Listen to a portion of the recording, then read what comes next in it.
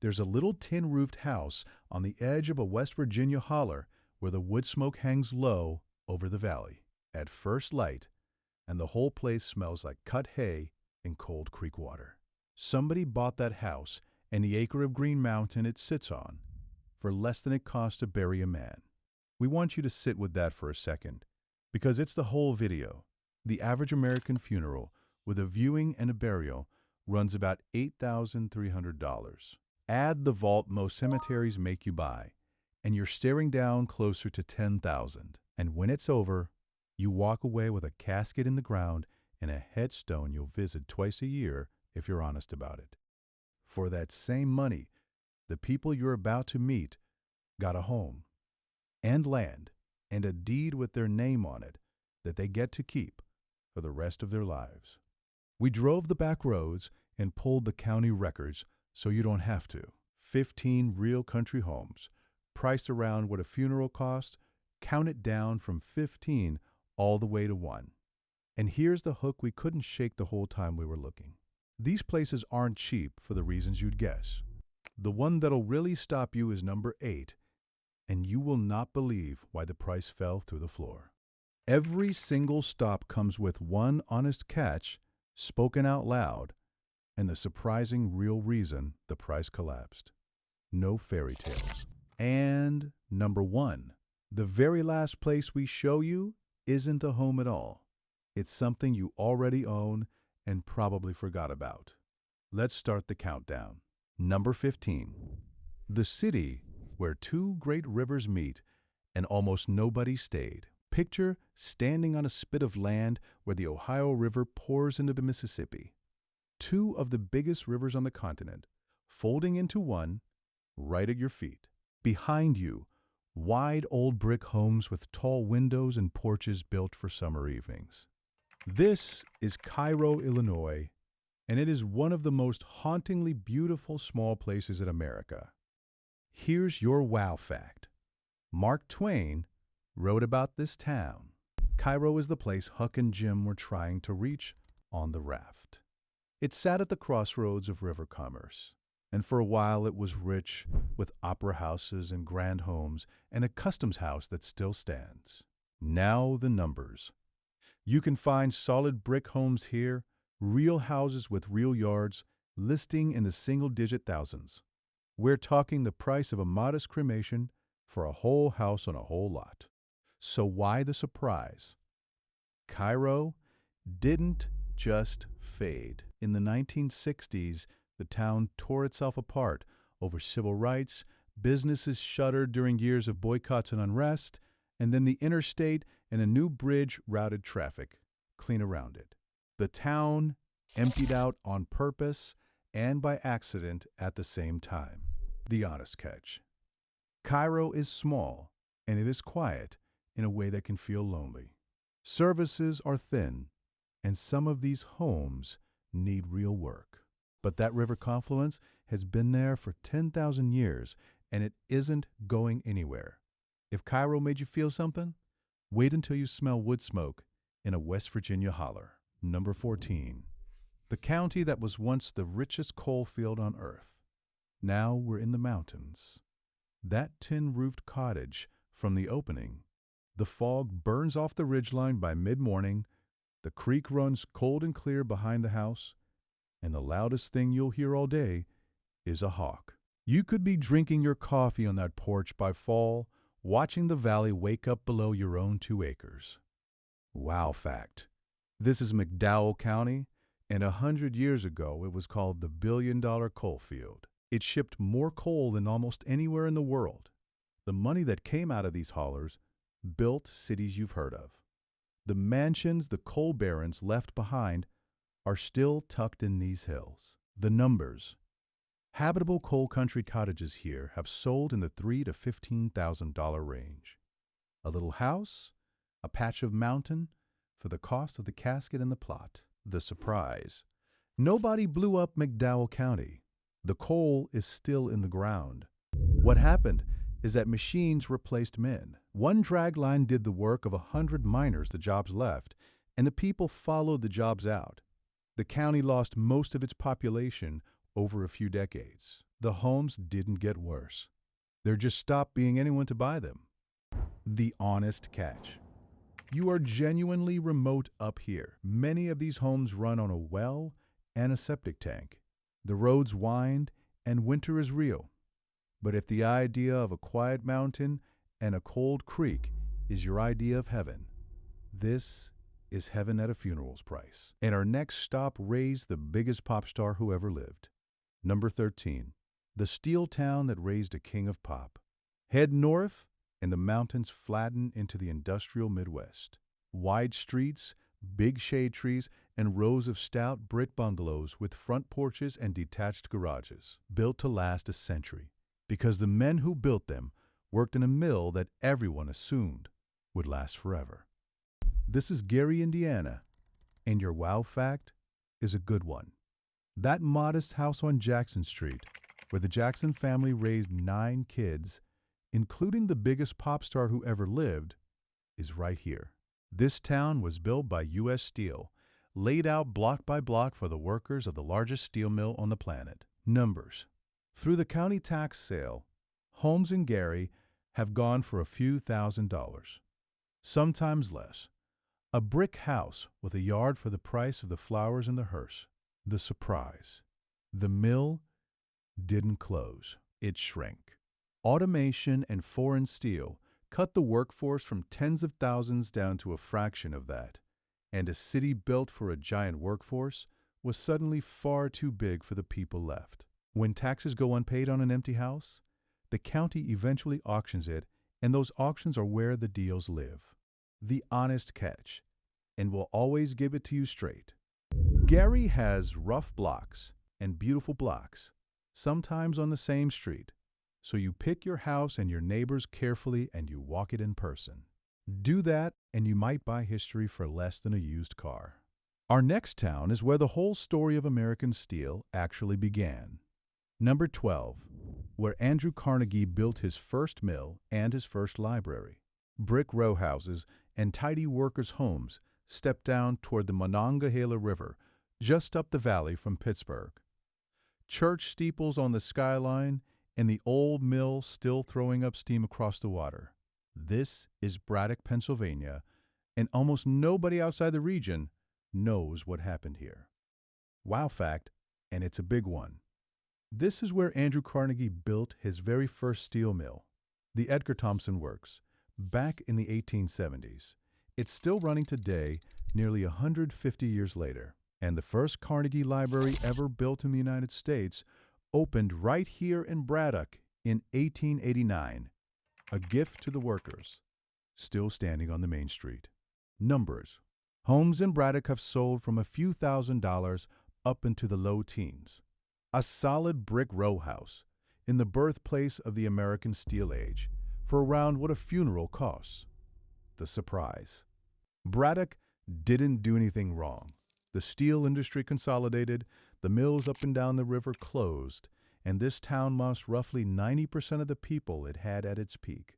It became a symbol of Rust Belt collapse, and then, quietly, a symbol of Rust Belt comeback as nonprofits and cheap home programs started pulling artists, welders, and young families back onto its streets. The honest catch. It's still a working mill town, so air quality and block quality both vary. And some of these homes need a full rehab down to the studs. You inspect hard and you choose your street. But you'd be living in the exact spot where modern America was forged. Our next valley has its own dark anniversary. Number 11. Stelltown, USA, and the Monday that broke it. Rolling brick neighborhoods in a green Ohio valley. Big, square, 4-square homes with deep porches and staircases made of oak. The kind of house that cost real money when it was built. This is Youngstown, and once upon a time, this valley made the steel that built America's bridges and skyscrapers. Wow fact.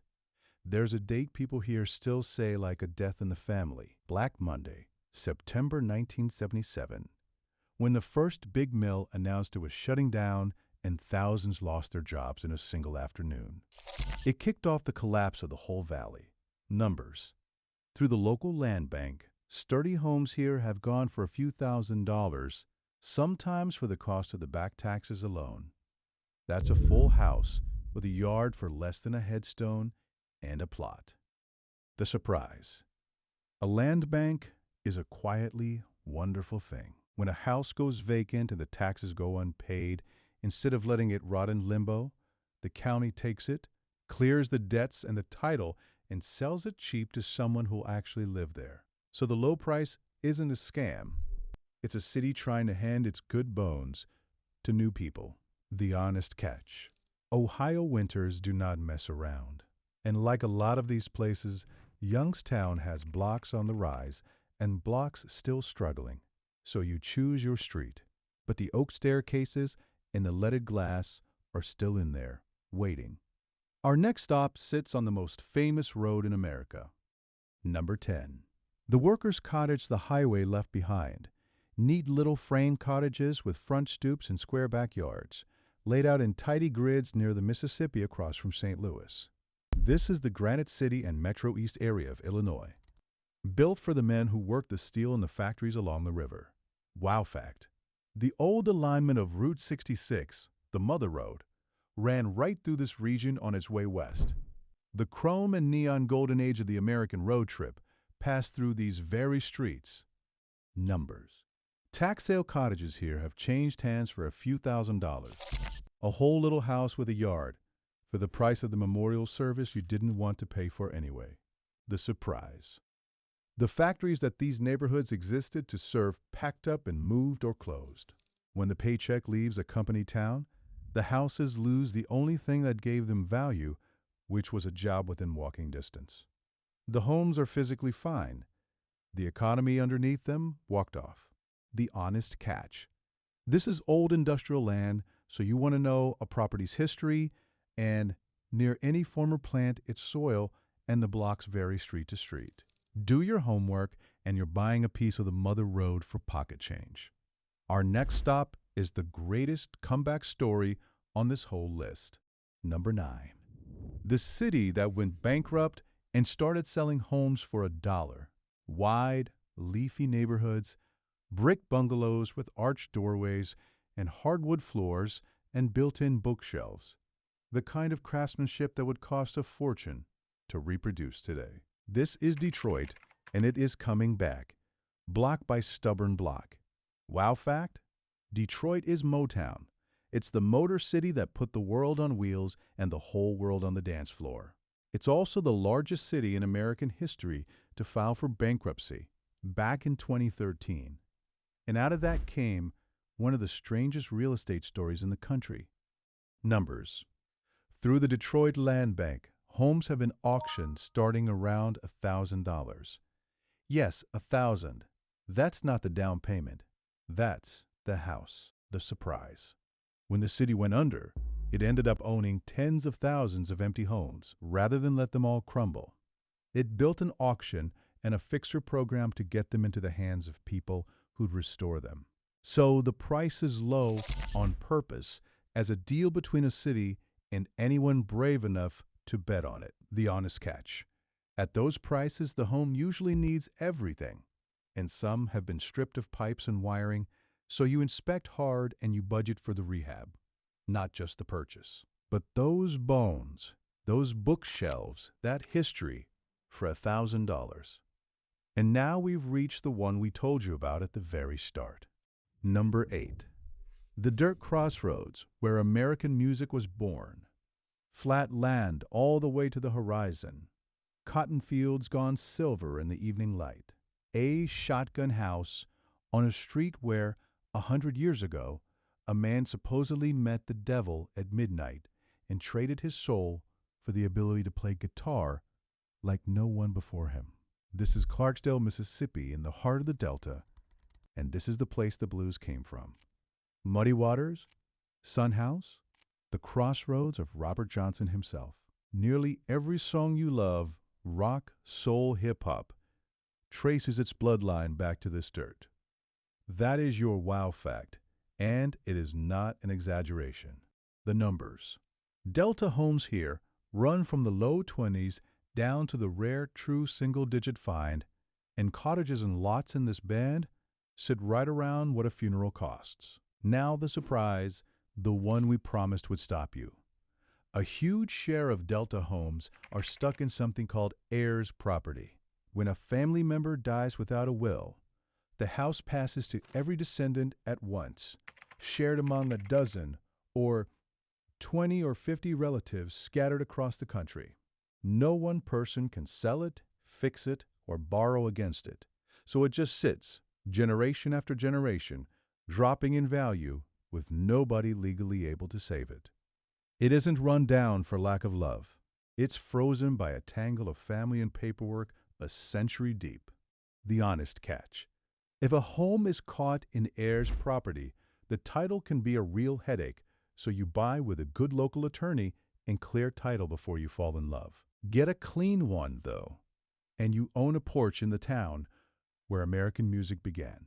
Quick thing, right here at the halfway mark. If a home and a piece of land for what a funeral costs is the kind of thing you didn't know still existed, do us one favor and tap the like button. It genuinely helps this reach the folks who need it most, a lot of whom are watching from towns exactly like these. All right, the next house raised one of the greatest musicians who ever lived. Number 7. The Delta town that gave the world B.B. King.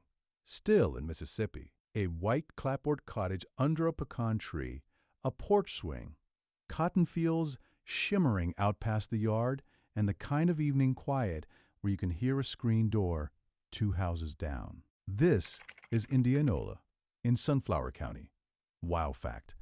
This is B.B. King's town. The man who made the guitar sing, who named his guitar Lucille, learned to play right here, and there's a museum dedicated to him in the middle of town. You would be living in the birthplace of a legend. Numbers. Cottages here sit in the same tight band, from the low 20s down toward the rare funeral cost find, little homes on real Delta lots. The surprise. Here it's probate.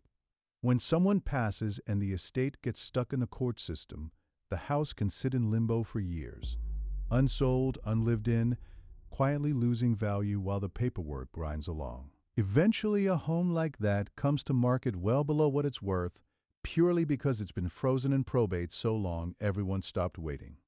The honest catch. Delta summers are hot and heavy. The town is small and shrinking, and you'll drive a while for a hospital. But you would wake up every morning in the town that raised B.B. King for the price of a box and a hole. Our next stop is where miners once went to war. Number 6. The little town that started a war with the coal companies. Back to West Virginia, but deeper. A cottage perched above the Tug Fork River, dogwoods blooming white across the far hillside in spring, the water rushing loud enough to sleep to. This is Matawan, in Mingo County, and it is small, and it is legendary. Your wow fact is a shootout. In 1920, the miners of Matawan tried to unionize. The coal companies sent men to evict them, and it ended in a gunfight in the middle of town called the Matawan Massacre. This is also the heart of Hatfield and McCoy country, the most famous family feud in American history, fought right along this river. Numbers. Homes in these Mingo and Tug Valley hollers land firmly in the funeral cost band. Little houses on little pieces of mountain for a few $1,000s. The surprise. 2 things stacked here. Coal left, same as McDowell. But there's a second reason the prices are strange, and it's the river. This valley floods, and after the big floods, the government sometimes buys out homes in the flood zone and clears the land, which drives down what's left and leaves quiet lots behind at almost nothing. The honest catch, and it's a serious one. You check the flood history before you buy anything near the Tug Fork every single time. No exceptions. Buy on high ground, and you've got a front row seat to some of the most storied ground in the country. Our next stop has the shortest name and one of the biggest stories. Number 5. The southernmost town in West Virginia, and what the coal left behind. Up a winding road into the far southern coal fields, a modest house clings to a green hillside. mist in the trees, a garden plot cut into the slope.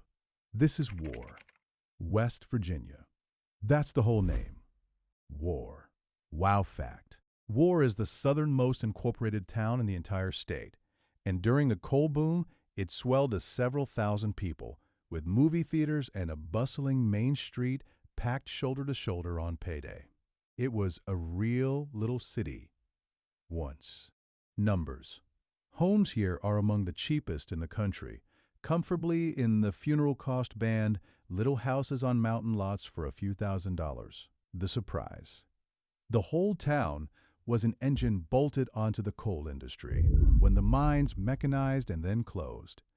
The engine had nothing to turn, and the thousands became hundreds. The homes are still standing on some of the greenest, most private land in Appalachia. The crowd that filled them simply moved on. The honest catch. It's steep, it's remote, and services are a drive away. So this is for the person who truly wants to disappear into the mountains, not the person who wants a target down the road. If that's you, War might be the most peaceful place you ever live. Our next one comes with a mystery baked right into the deed. Number 4. The Prairie farmhouse older than the state it sits in. Now picture a solid 2-story farmhouse standing alone at the edge of the open plains, a windbreak of old cottonwoods, a wraparound porch, and grass running to the horizon in every direction. A house built by hand generations ago, back when this was still frontier. Wow fact. Some of these plains farmhouses are genuinely older than the states they stand in, raised by homesteaders before statehood was even settled. You'd be sleeping under timber that's been holding up that roof since before the county had a courthouse. Numbers. Through county back tax sales, farmhouses like this on an acre or more have sold for a few $1,000s.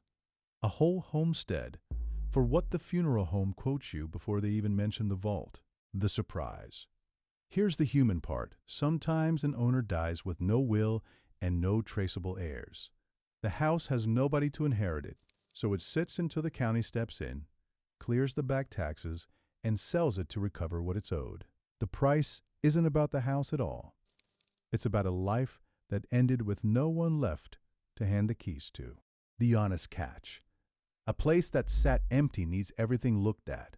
The well, the septic, the roof, the wiring. So you bring somebody who knows old houses before you sign. But if you've ever wanted to be the next chapter of a house with 100 years of chapters already in it, this is how you do it for almost nothing. Our next stop, though, might be the wildest deal of all, because the land is free. Number 3. Free land on the open prairie. No joke. Now imagine standing on a grassy lot the size of half a football field. Big Kansas sky in every direction, a horseshoe drive of new homes going up around you, and the deed to the lot under your feet cost you exactly nothing. Welcome to Lincoln, Kansas, and a handful of towns like it. Your wow fact. These towns are running a modern version of the Homestead Act. They are literally giving away residential lots to anyone willing to move in and build. Marquette, Lincoln, Mankato, Osborne, all of them, resurrecting the old prairie promise of free land. The numbers get personal here. A man who was paying nearly $4,000 a month in San Francisco rent moved to Lincoln, bought a converted barn home in the middle of town for about $22,000, and now pays about as much for a year of housing as he used to pay in a single month. The surprise. These towns aren't broke. They're dying of loneliness. They lost their young people to the cities. Their schools started closing, and they figured out that the one thing they have in abundance is land. So they trade it for neighbors. Free lot, you bring a life. The honest catch. You do have to build, usually a home of at least 1,000 square feet within a set timeline. And some of the free lots sit on floodplains, so you read the fine print and check the flood maps. Also, the nearest Walmart might be 30 minutes away. For some of you, that's the catch. For the rest of you, that's the whole point. And the next town took the same idea and drew it around a curve. Number 2. The horseshoe drive waiting for new neighbors. Imagine a gentle curved street, a horseshoe drive with wide grassy lots, and a view of the Kansas sunset that goes on forever. Down the road, there's a high school, a hospital, a steakhouse, and a little shopping center. And the lots are free. This is Mankato, Kansas, and towns like Osborne nearby. Wow fact. Mankato's Chamber of Commerce will tell you they've got more than 24 lots sitting on that horseshoe drive, all utilities right at the property line, all free to anyone who'll build. Numbers. The land itself costs nothing. Build a modest home, and your total cash into a house on the prairie can land right around or below what your family would spend to bury you. The surprise. It's the same beautiful desperation as Lincoln. These aren't distressed lots. They're an invitation. The town is quite literally trying to buy its future back with the only currency it has left, which is space and quiet and a place to belong. The honest catch. You have to actually build, and you have to want the deep quiet of a town of a few hundred people, because that quiet is the whole deal, and it isn't for everyone. But for some of you, a free lot near a steakhouse and a horseshoe of new neighbors is the dream you gave up on years ago. And that brings us to number 1, which isn't for sale at all. Number 1. The most beautiful land in America, and you already own a piece of it. We saved this one on purpose because it breaks the rules of the whole video.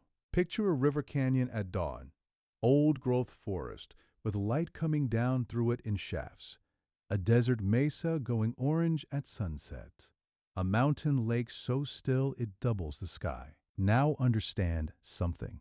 You don't have to buy any of it, you already own a share. Wow fact, the American people collectively own around 640 million acres of public land, national forests, national parks, wide open BLM country, wildlife refuges. Land that cannot be fenced off from you, cannot be flipped by a landlord, cannot be foreclosed on. It was deeded to you the day you were born here, and there's no mortgage on it, and there never will be. And here's the reframe we've been driving toward this whole time. A funeral buys you a single day of grief and a patch of grass you will stand on maybe twice a year.